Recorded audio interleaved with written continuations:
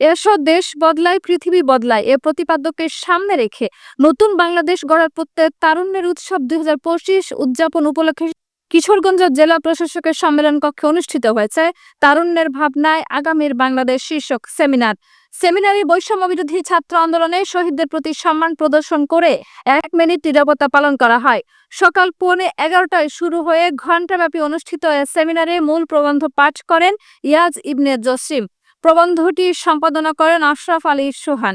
তারুণ্যের ভাবনায় আগামী বাংলাদেশ শীর্ষ প্রবন্ধে উঠে আসে শিক্ষা ও দক্ষতা উন্নয়ন, প্রযুক্তি উদ্ভাবন, পরিবেশ এবং টেকসই উন্নয়ন, সমাজসেবা এবং মানবাধিকার, রাজনীতি ও নেতৃত্ব, সামাজিক যোগাযোগ এবং আন্তর্জাতিক সম্পর্ক, বেকারত্ব ও অর্থনৈতিক উন্নয়ন সম্পর্কিত গুরুত্বপূর্ণ বিষয়।